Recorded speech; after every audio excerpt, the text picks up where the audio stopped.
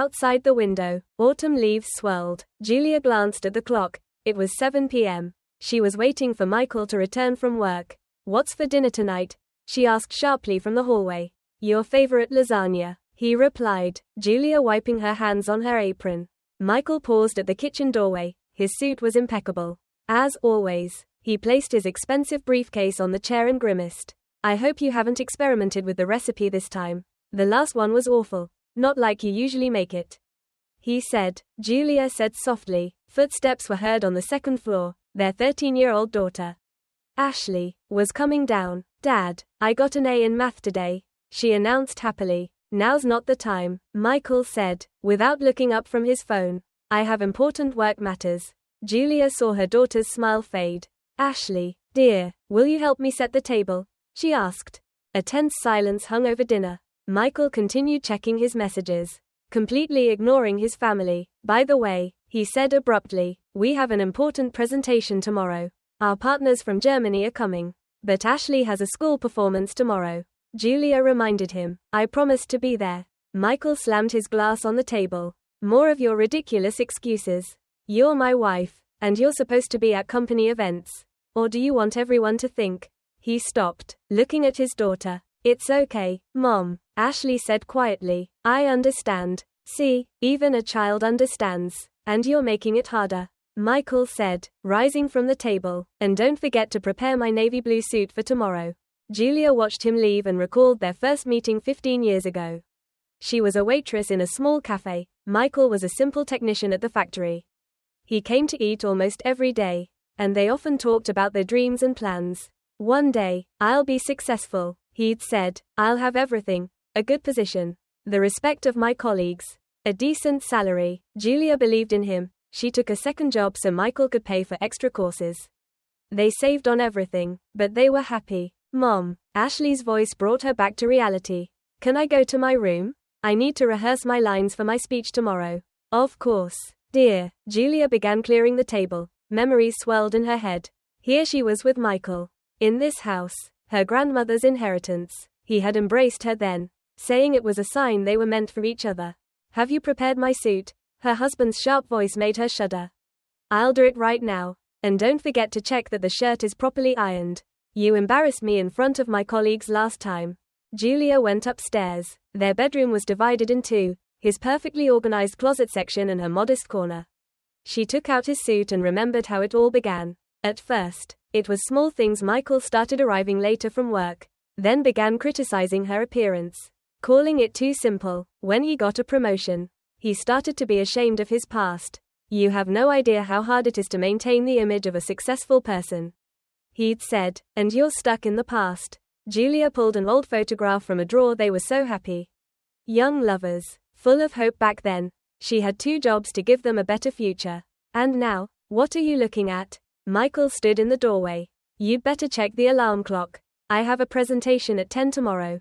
And I don't want to be late. Because of you." Julia folded the photo and put it back in the drawer. She didn't know exactly when things started to crumble. Maybe when Michael became a manager.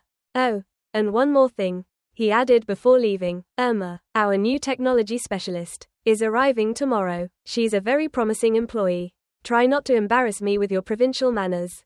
The morning began hectically. Julia got up at 6 to have everything ready. "Michael, your suit is ready," she said, entering the bathroom. "You mean you just prepared it now?" He turned sharply from the mirror. "What if there were wrinkles?" "I did it last night," she said. "Last night?" Michael interrupted. "You mean it hung there all night? Do you have any idea how much this suit costs?" Julia stepped back. "I did everything perfectly, not a single wrinkle. In the right way." She laughed bitterly. "What do you know about the right way? You've been a waitress all your life." A door slammed in the kitchen. Ashley was already awake. Michael lowered his voice. "We have an important presentation today. All the department heads will be there. And I don't want you to let me down again with your provincial habits at the office." Michael was greeted by Irma, a newly hired specialist. She wore an elegant suit from a famous designer. "Good morning, Michael." Her voice was sweet as honey. "I've reviewed your presentation and made some suggestions." "Oh, Irma." His face lit up. "You're simply irreplaceable." People were already gathered in the conference room. Julia sat in the last row, trying to go unnoticed. "And this is your wife?" Irma gave Julia an appreciative glance. Yes, Michael replied briefly. Julia, perhaps you should. I'll sit here, she said softly. The presentation was a success. Michael gave a brilliant speech, and Irma skillfully maintained the conversation with the German partners. You're made for big business, she told Michael after the meeting. I'm surprised they haven't promoted you to department head yet. Michael straightened up. Everything will come in time.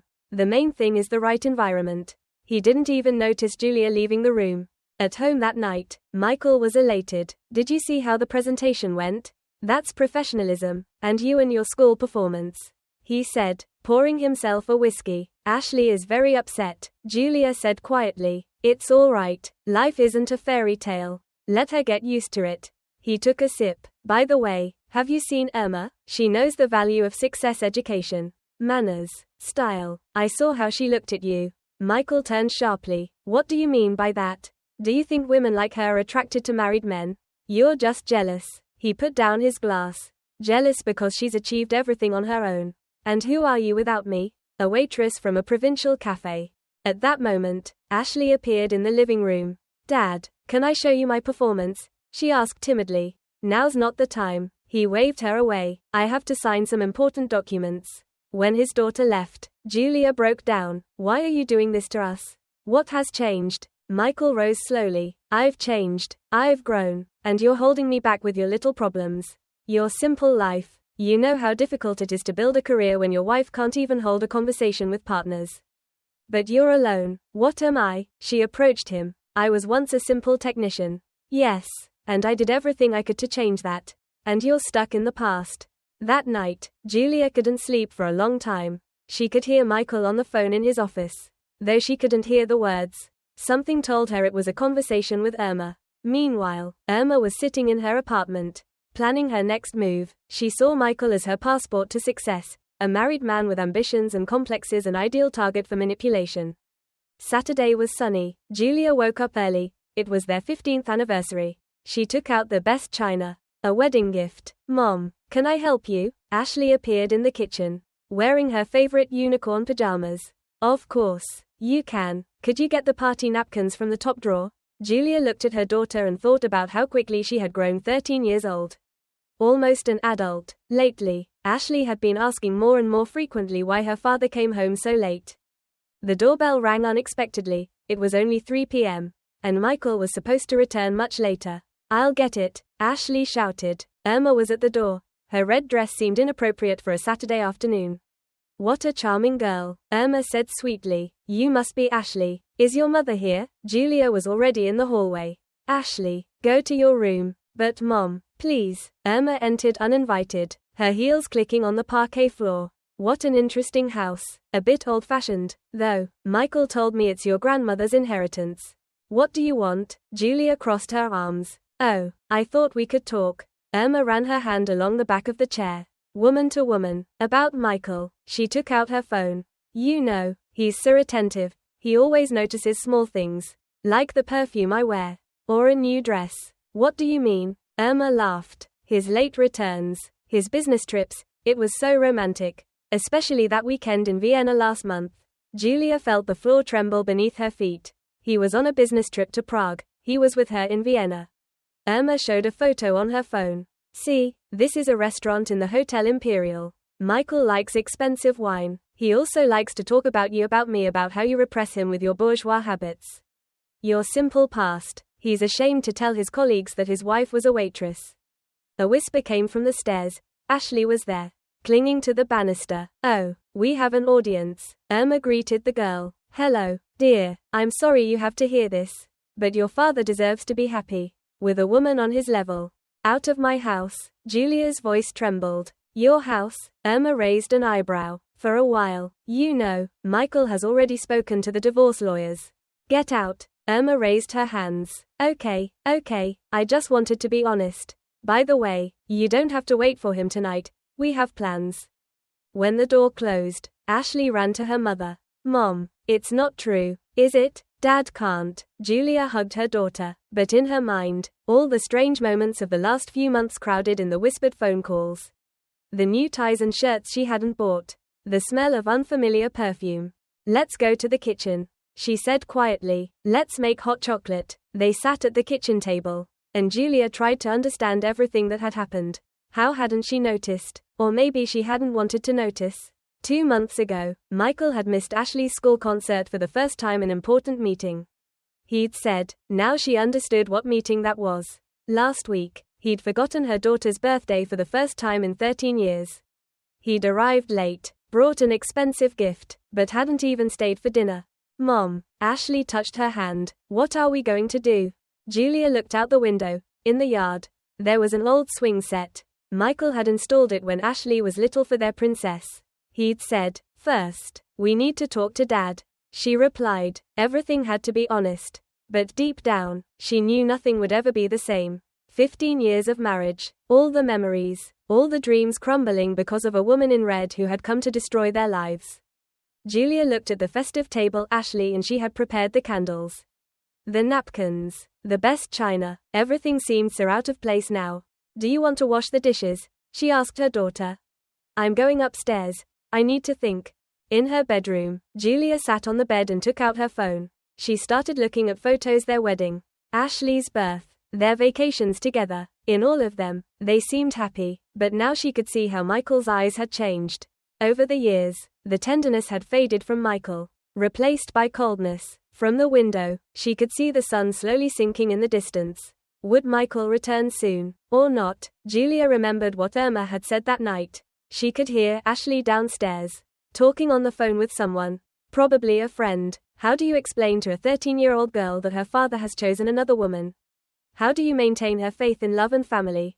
Julia went to the mirror. She was still an attractive woman, even if she didn't wear expensive dresses like Irma. Mundane habits, she muttered to herself. Did Michael really feel ashamed of her past? The past that had made him who he was today?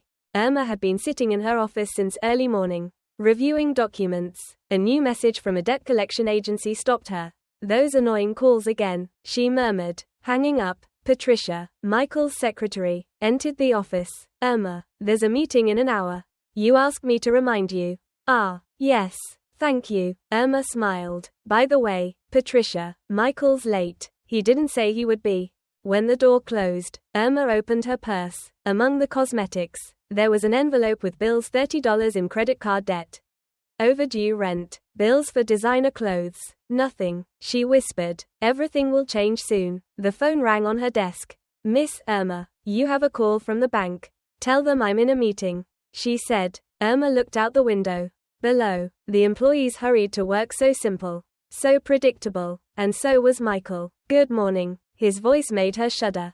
I'm sorry I'm late. Problems at home? With your wife? Irma turned, showing sympathy on her face. Yes, after your visit. Dear, I just wanted to be honest. You deserve better than this. Michael sighed. Ashley heard everything. My daughter. She'll understand. Irma put her hand on his shoulder. Children always adapt. The main thing is that you're happy.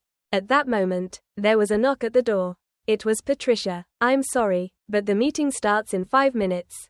In the meeting, Irma sat next to Michael.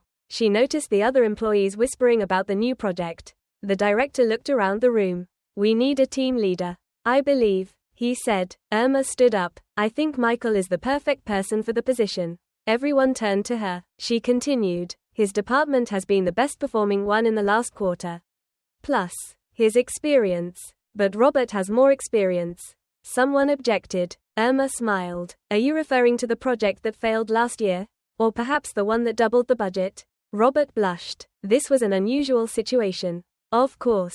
Irma nodded. But now we need someone who knows how to work efficiently. Don't we, Mr. Director? After the meeting, Michael caught up with her in the hallway. Why did you do that? He asked innocently. With Robert. He's my friend.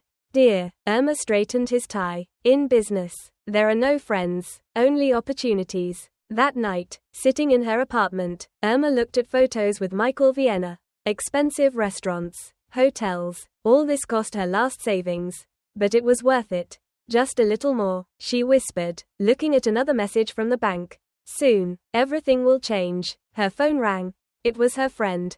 How's your plan going? Perfectly. Irma poured herself some wine. He's almost ready to leave his family. His simpleton wife. Irma laughed. She doesn't even understand what's happening, a typical housewife.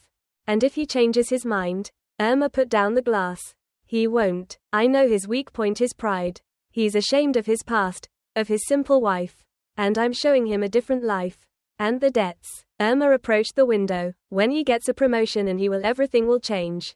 The next day, at the office, Irma played her cards skillfully. She left documents about the new project on Patricia's desk.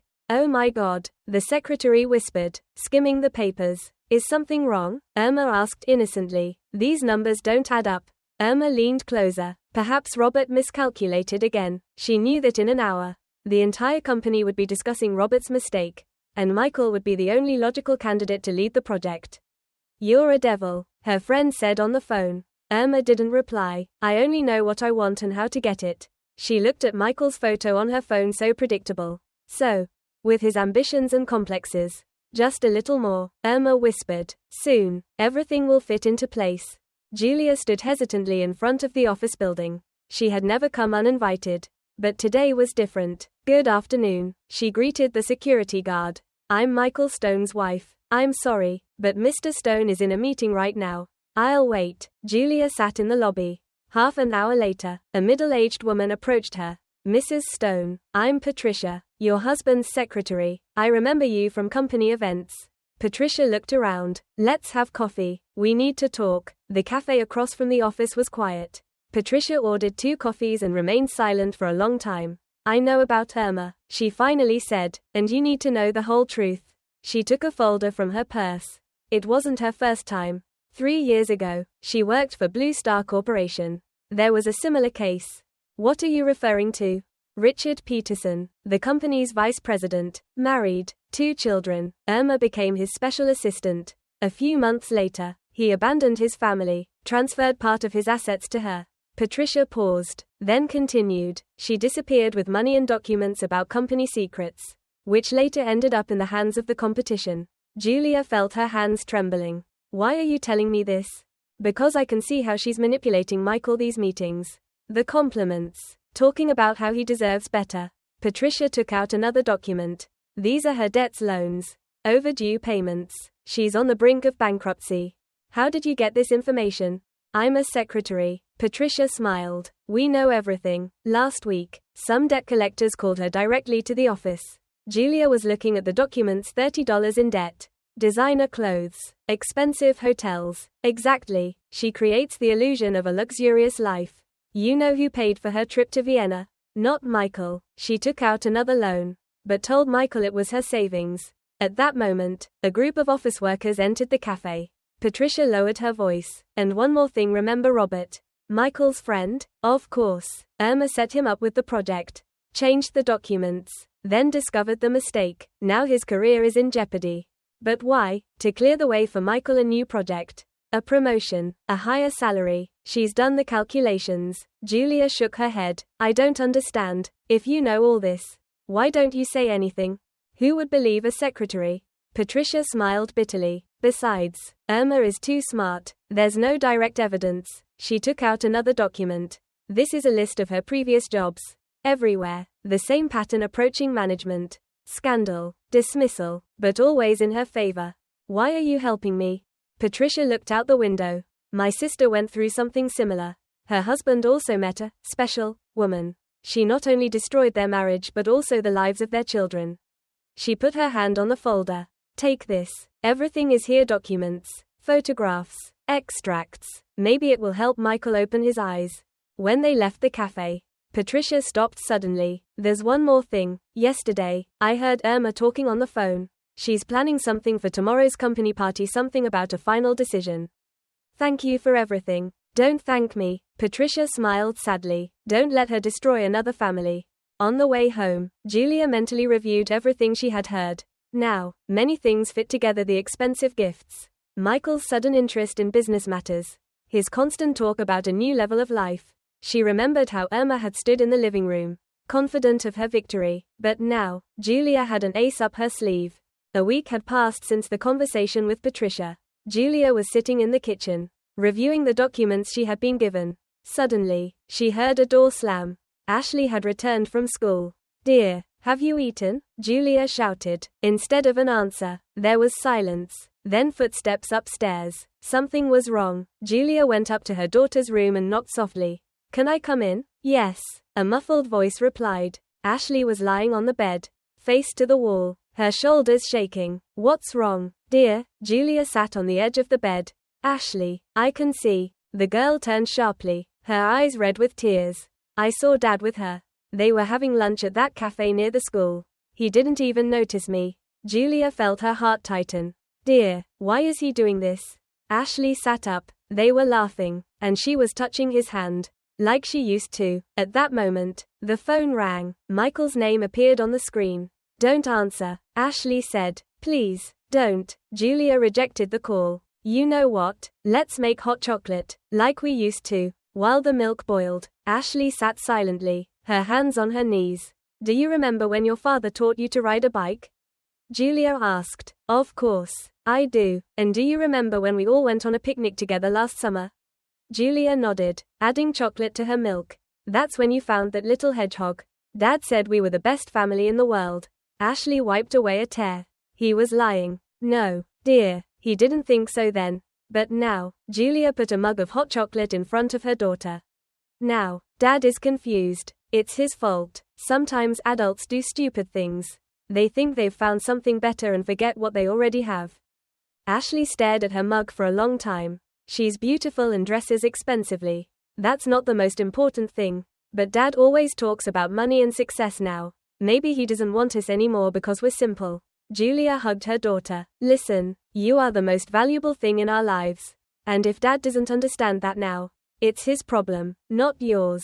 But she said, what did she say? Ashley looked down. I heard her talking on the phone outside the school. She was telling someone she was going to fix it soon. That Dad would forget about his boring family and start a new life. Julia remembered Patricia's documents. The story of Richard Peterson. The destroyed family. The stolen money. Mom. Yes, dear. You won't let her take Dad away, will you? Julia hugged her daughter tighter. You know what? Sometimes you have to fight. Not to keep someone, but to protect those who truly matter. That night, when Ashley was asleep, Julia took out the file. Now she knew what she had to do, not for Michael's sake, but for her daughter's, who shouldn't see her father destroy himself for a woman who saw him as a wallet. The phone rang again. This time it was Patricia. Mrs. Stone, I have new information. Irma is planning something for tomorrow's company party. I heard her talking to a friend something about a final decision. Thank you, Patricia. I'm coming. Julia looked at Ashley's photo on the wall. Yes, I'll be there. It's time to put an end to this. The next morning, Julia was sitting in the lawyer's office. Ms. Thompson, a woman in her 50s, carefully reviewed the documents. So the house is completely yours? She asked. Yes, it's an inheritance from my grandmother. 3 years before I married Michael. Ms. Thompson nodded. That's very good, as the property was yours before you got married. Your husband has no rights to it. She took out more papers. And here are more interesting documents. I see your husband tried to re-register part of the house for himself a month ago.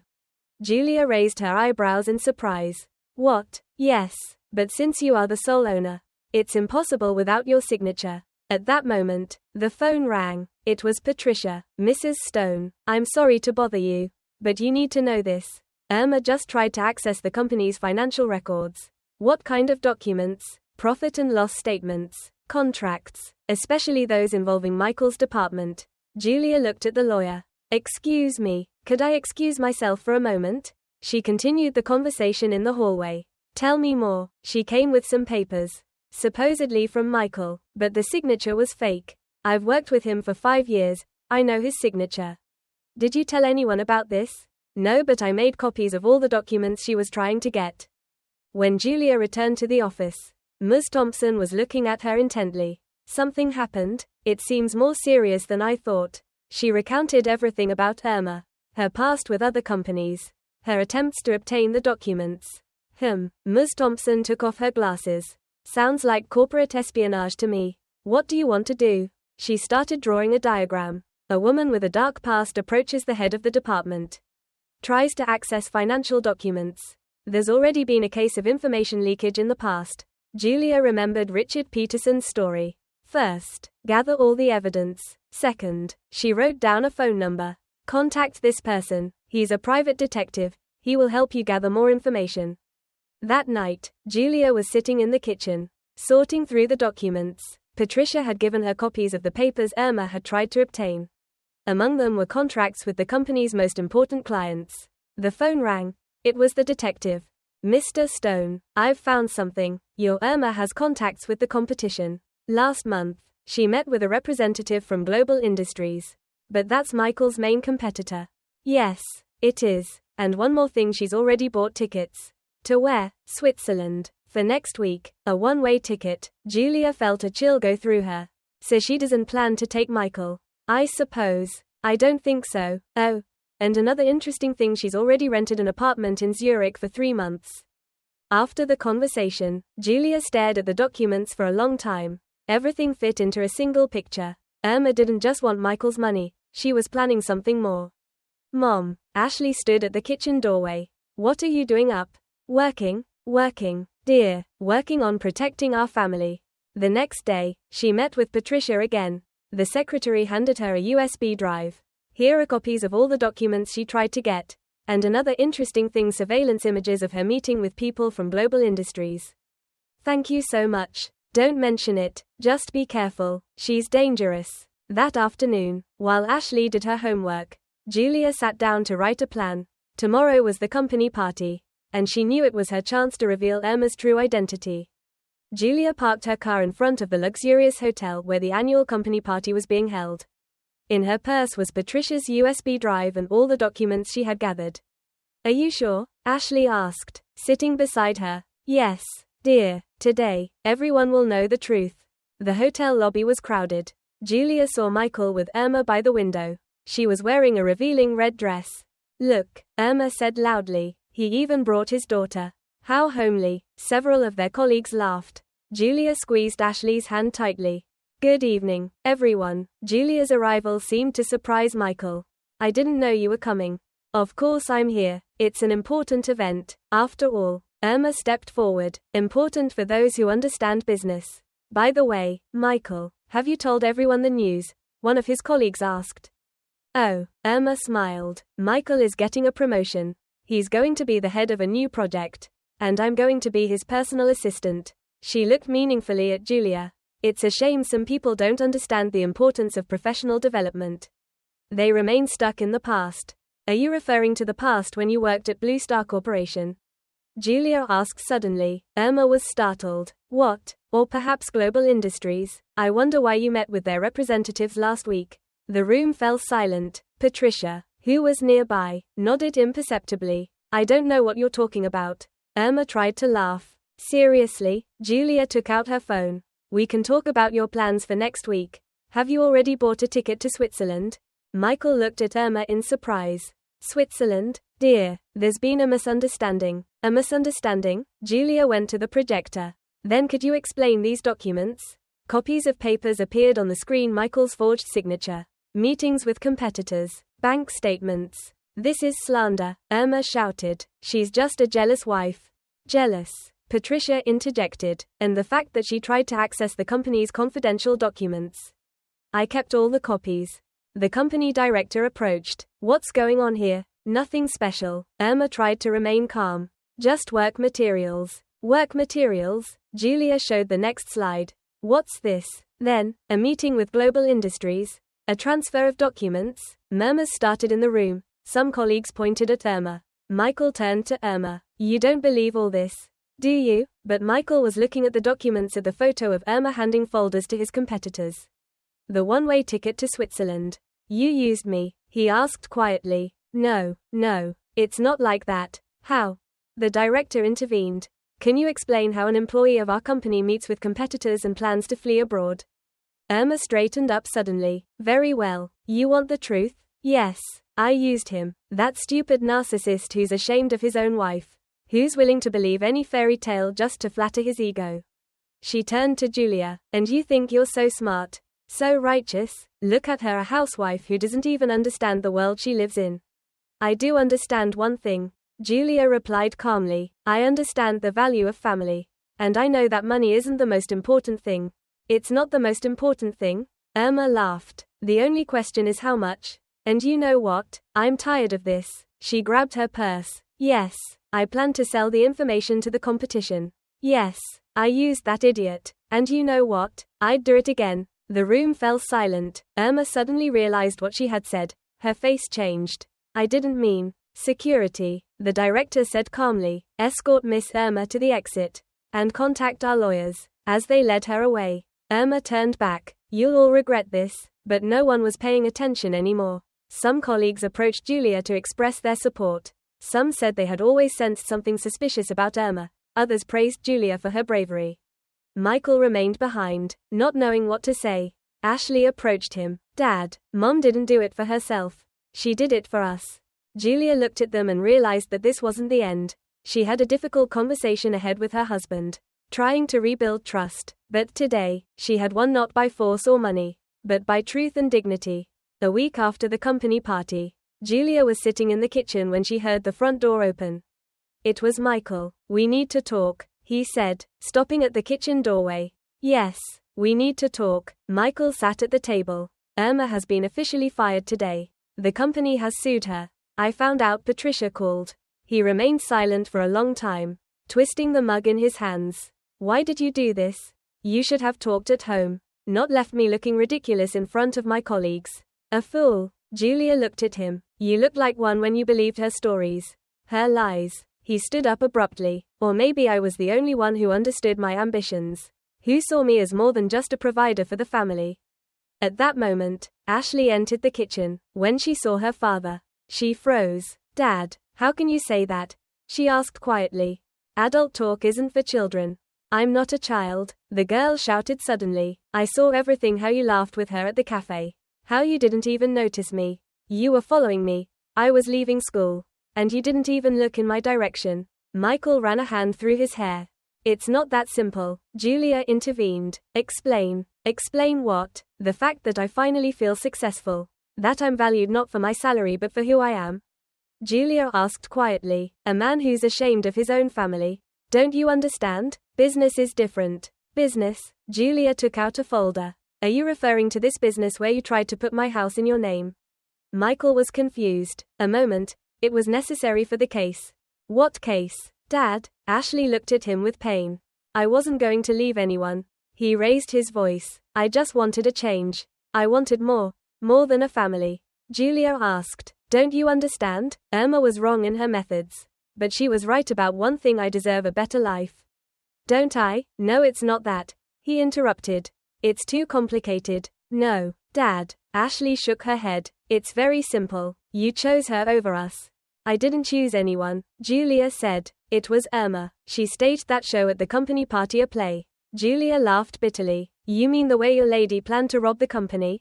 She wouldn't have dared. She's done it before. And you know what? You were so blinded that you didn't even notice the obvious. Michael grabbed his briefcase. I'm not going to listen to this. You're all against me, trying to turn me into a monster. No, Dad, Ashley said quietly. You did it to yourself. He stood there for a moment, then turned and headed for the door. I'm going to stay at the hotel. I'll call you when you're ready to talk properly. When the door slammed shut, Ashley clung to her mother. Why is he like this? Because sometimes it's easier to blame others than to admit your own mistakes.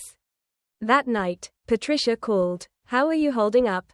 We're managing, Julia replied. What's happening at the office? Michael was angry all day. He was yelling at everyone. And then he received a call from Irma, and they talked for a long time. Julia hung up the phone and looked out the window. There was a long way to go, and it seemed to be much more difficult than she had thought. 3 months passed. Julia was sitting in her lawyer's office, reviewing the divorce papers. He's still refusing to sign. Ms. Thompson asked. Yes. He says I'm destroying the family. After everything that's happened, Julia rubbed her eyes wearily. So much had changed in the last few months. Michael was still living at the hotel, visiting Ashley, but she refused to talk to him. Mom, he called again. Ashley said one night, he wanted to invite me to dinner. And what did you tell him? That I had homework. The girl sat at the table. He didn't even apologize once. Julia hugged her daughter. Some people find it hard to admit their mistakes. You know, I still see her, Irma. How do you know? Lisa saw them at the mall. He was buying her jewelry. The next day, Patricia called. Have you heard the news? Irma got a job at Global Industries. And you know who helped her? Michael. He wrote a recommendation for her. After everything that happened that night, Michael came. We need to talk. About what? About your recommendation for Irma? Julia made a grimace. You always know everything, don't you? Always so perceptive. It's not that I didn't change my principles, he said bitterly. And the principle of forgiveness? Forgiveness has to be earned. Julia said. You know what? Yes. I helped her because she was the only one who understood me. And you've always been so demanding. What have we demanded? Michael asked. Love, respect, honesty. He changed the subject abruptly. This is also my house. Isn't it? It's my house, Julia replied calmly. My grandmother's house. Remember? She clenched her fists. I'll file a counterclaim for the property. Go ahead, my lawyer has all the documents. After he left, Ashley called. Mom, I'm at Lisa's house. Can I sleep here tonight? I heard him yelling. Of course, dear. A week later, Julia received a letter from Michael's lawyer. He demanded half of all the assets and joint custody of Ashley. He's not going to get anything, Ms. Thompson said. We have all the evidence about the house and his relationship with Irma at work. Michael was demoted after the information leak scandal. He blamed Julia. You destroyed my career, he shouted on the phone. You did it yourself when you decided to help a fraudster. Another month passed. Ashley started seeing a psychologist. You know, Mom, she said one night, I don't miss my father anymore. I mean, I do, but not the father he used to be. Julia hugged her daughter. It's okay, we all change. Yes, but not all of us change for the better. Finally, the day of the trial arrived. Michael came with a new lawyer. Irma sat among the audience. Your Honor, Michael's lawyer began, my client has invested 15 years of his life in this marriage. And cheated on his wife. Ms. Thompson interrupted. We have all the evidence. The trial lasted 3 hours. When the judge announced the decision, Julia kept the house, obtained full custody of Ashley, and Michael had the right to see her twice a month. Irma defiantly left the courtroom. This isn't fair, Michael shouted. I'm going to appeal. But a month later, he gave up, perhaps because Irma had left him and found a new victim at Global Industries. Perhaps because he finally realized that he had lost everything himself. A year passed. Julia was sitting in the kitchen, looking at old photographs. Mom, Ashley sat beside her. Dad called. He wants to see you. Will you go? I don't know. Last time, he said we had all betrayed him again. Julia looked at her daughter. She had grown so much this year. You know what? Sometimes the hardest thing is letting go of the past. Have you let go? Yes. And you know what? I'm not angry anymore. I simply accepted what happened. They were sitting in the kitchen, drinking tea, and it was snowing outside. Life went on not the same as before, but perhaps even better, because now they knew their strength and the value of true love. 2 years later, Tuesday, a normal workday, Julia was sitting in the psychologist's office. It was her last session. How are you feeling? Dr. Clark asked. For the first time in a long time. I'm fine, just normal. What does normal mean to you? Julia looked out the window. I no longer wake up wondering why this happened to me. I no longer check Ashley's phone to see if Michael has called. I just live. Michael moved to another city 6 months ago. He started a new job. He's sometimes called Ashley, but less and less.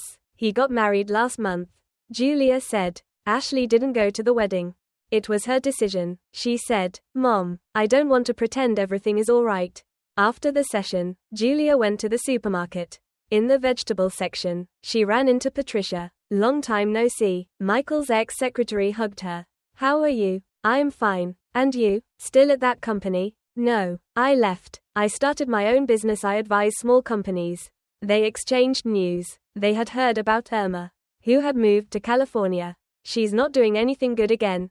That afternoon, Ashley came home from school. Mom, I've been offered an exchange program in Canada for 3 months. That's great. Do you want to go? Yes, but, she hesitated. I have to tell Dad.